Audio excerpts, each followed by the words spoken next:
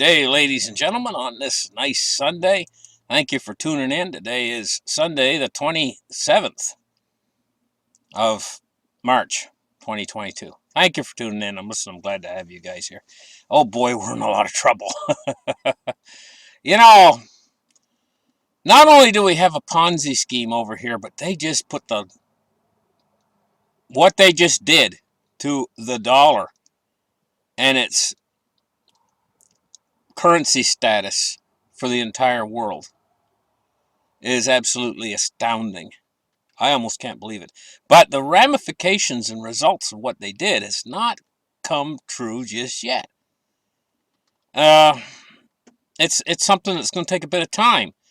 And yes, they did do a lot of damage with these sanctions to the Russian economy.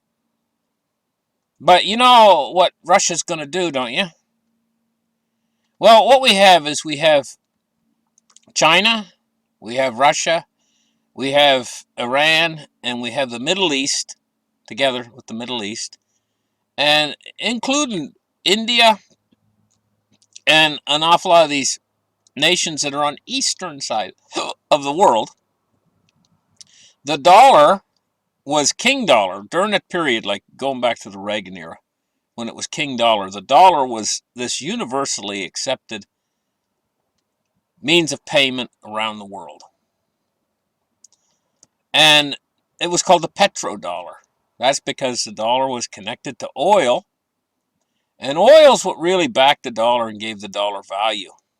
Now, a couple days ago, we heard the president of Russia announce that they would be selling oil not in dollars anymore, only for gold, Bitcoin, or rubles, which is the Russian currency. This is huge, because Saudi Arabia and Russia are huge oil producers.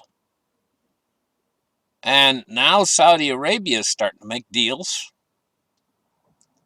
out of the dollar for oil. And, what's the United States got now? We got Ukraine coming into this mix as well as a major wheat producer for the world. When you combine Ukraine's wheat production with the wheat production of the Soviet Union, no, not the Soviet Union, I should say Russia, you get over 25% of the world's wheat production right there. Boom, boom. So, what they're doing over there right now, it's being felt in Russia almost immediately. But there's going to be a trickle-down effect that's going to affect us. The dollar was already going into its demise before all of this happened. And basically, have you ever heard the old saying, the last nail in the coffin? The last straw that breaks the camel's back, That's basically what we're talking about here. This is what's going to push the dollar in the up and coming months over the edge, but there's something bigger, something more sinister at play here in all of this. It's going to affect every person out there that's listening to my audience in a very negative way. And what that is we have an element of the population in all of the countries that we call the free world.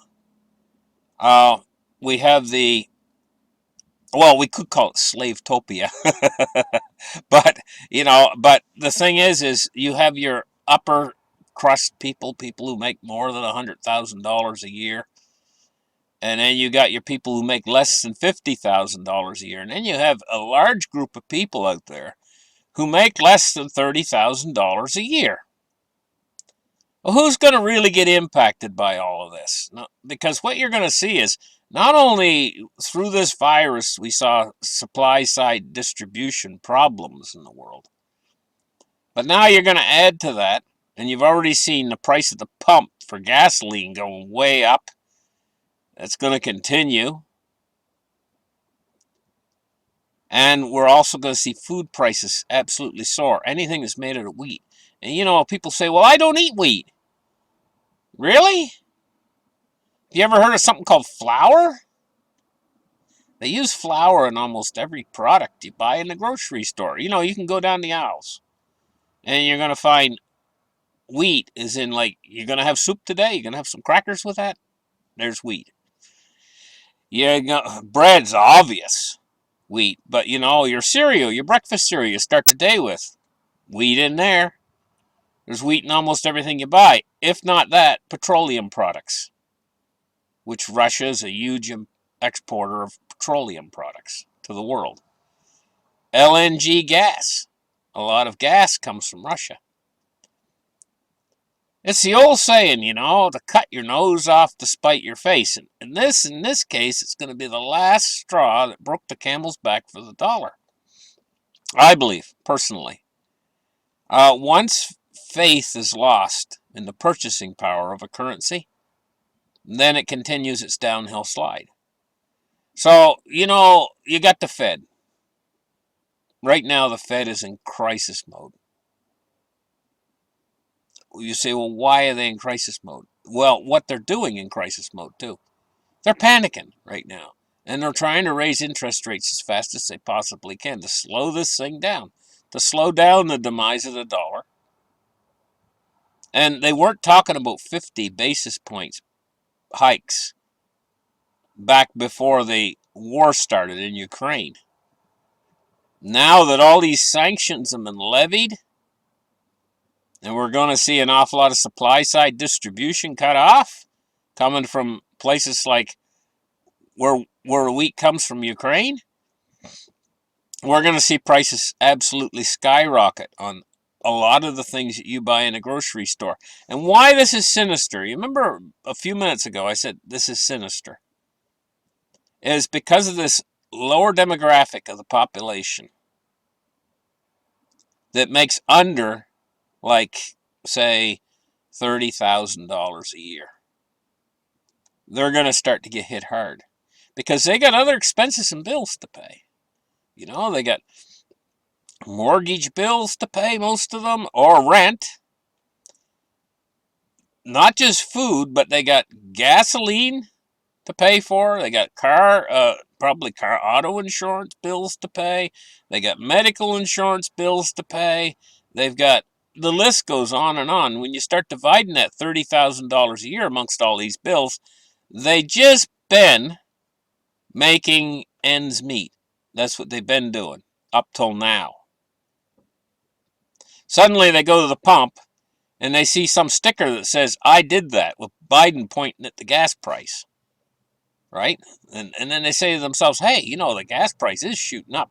And now their gas bill's bigger. I mean, it used to be their gas bill every month, you know, might have been like, I don't know, maybe a couple $100. And suddenly it goes up to $350, almost doubling. Well, they were just making ends meet. Suddenly they got an extra $150 a month they got to pay for. They don't have the money to do that, to pay for it. And then the rent goes up. And then food prices have doubled on them. You're going to be looking at them not being able to put together from 1 month to the end of the month. And they're already in debt. Maybe the credit card companies and stuff. So what happens is it starts to make it so that they cannot put food on the table. Now, we're not talking about a small amount of people here that make less than $30,000 a year. What we're talking about is the majority of the people that live in North America here, and in, say, the United Kingdom, and in Australia, and all these countries in what we call the free world. What can happen is, and why I say it's sinister, is when they get to the point where they're finding it very hard to feed themselves and their children, more than hard, they're starting to go hungry. Then they start to get, the next thing that starts to happen is they start to get angry. And this can happen very suddenly. Now, see, the government can be sitting back there and letting this go and saying, well, we got to do more. We got to put more sanctions in, stuff like that. Raise the price up more. And then inflation starts to take off, too, because people lose faith in the purchasing power of the currencies. So then prices even go higher, and it starts a chain reaction happening. And this is why it's sinister, is because this anger within the people does not express itself. They tend to be, what's the word to put it?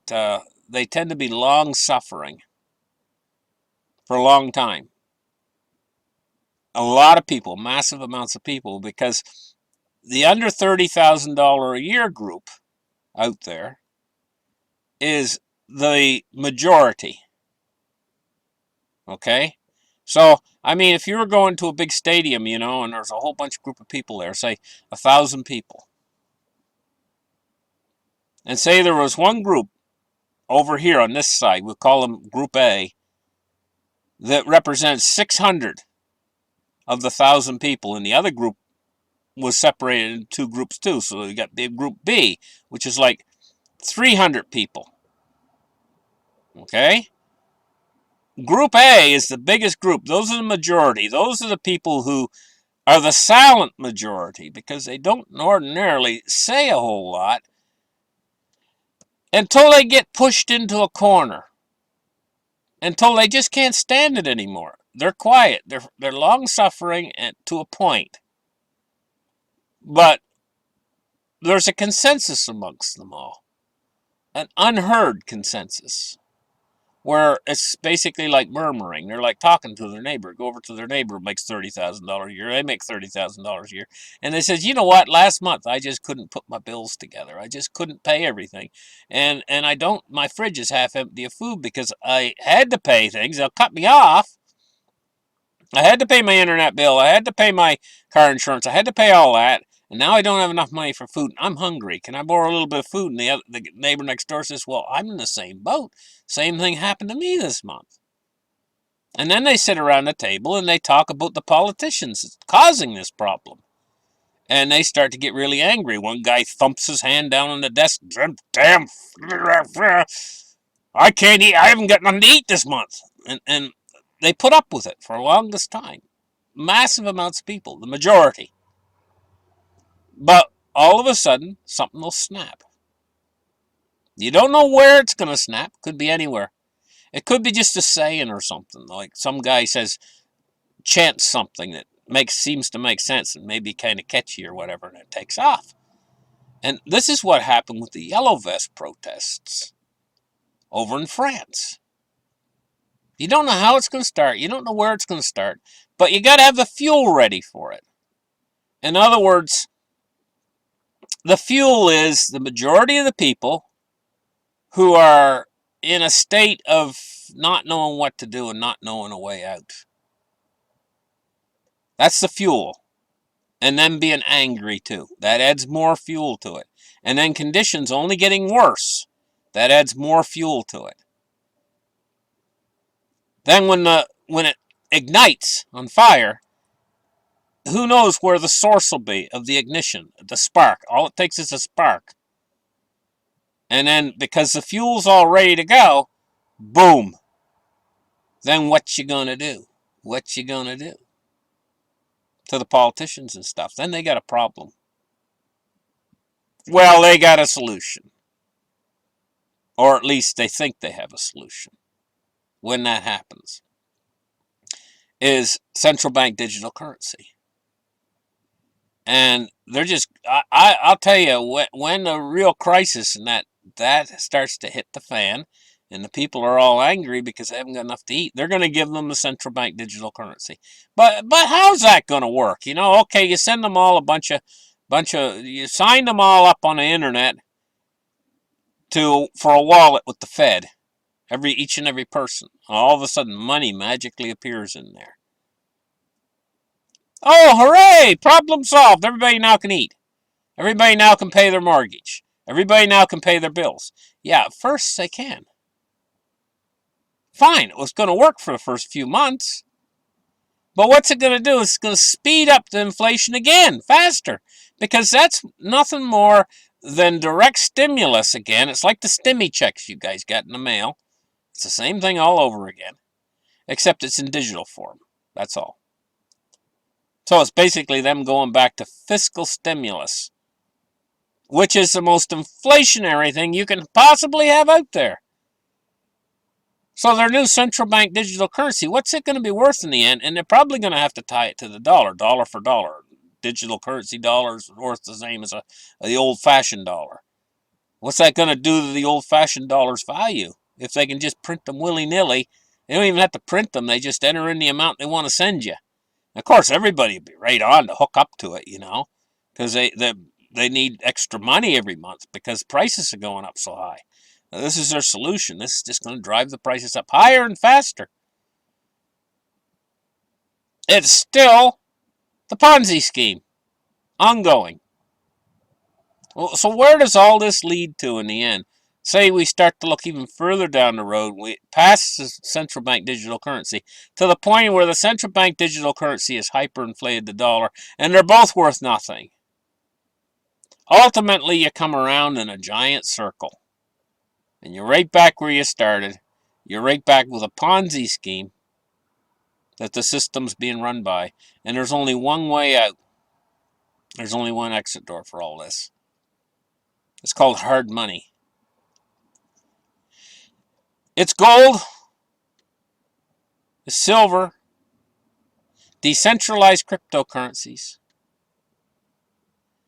Your payment system has to be connected to these to give it value and structure.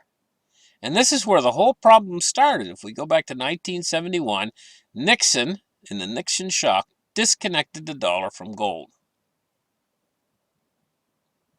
And of course, Kissinger went over there to Saudi Arabia, and he made the arrangement for the petrodollar.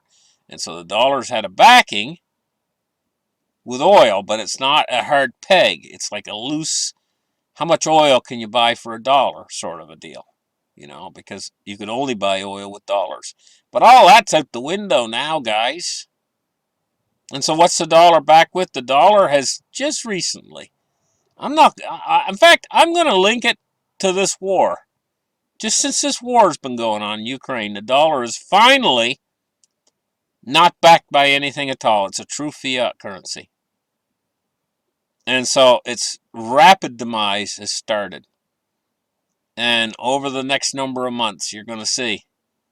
And, bond traders out there, and bond yields are rising. Two reasons. One, the Fed's not buying anymore, and they were a buyer of 40% of the U.S. Treasuries with their bond purchasing programs. They've cut that off. That's one reason why bond yields are rising. The second reason is, I think investors out there are starting to realize that they're buying into nothing more than a Ponzi scheme, and the dollar can go to zero. And, we're seeing the bond yields rise, and when the bond yields are rising, it means that, because it's an inverse market, it means that when yields rise on bonds, it means bonds are crashing. It means that's a bear market. It means that that's not good for bonds. That means that bonds are losing their value when yields rise. And also, this is also connected into how much the United States has to pay on their debt.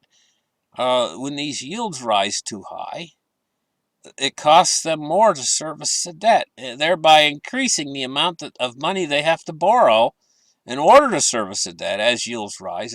And heaven forbid yields rise up and normalize, which right now would mean probably over 10% on the U.S. 10-year. To normalize, can you imagine the extra debt burden that would put on the United States? But they got a printing press. They can always cover that. But that means that every year there's going to be a bigger deficit. And they're going to cost them more every year to cover it, which is going to increase the national debt even higher. What a situation we find the world in. And it's going to take a few more months to play out. Now, I thought of something else this morning, and I said to myself, the Russians are not stupid. They know that Ukraine is a breadbasket. And you know, even through all this war effort, those farmers in Ukraine, they want to get planting because they only get one chance every year, one shot at it to put their seeds in the ground. And it's coming right up. The Russians aren't stupid. They might be backing off to give the farmers a chance to plant their fields. And they want to plant.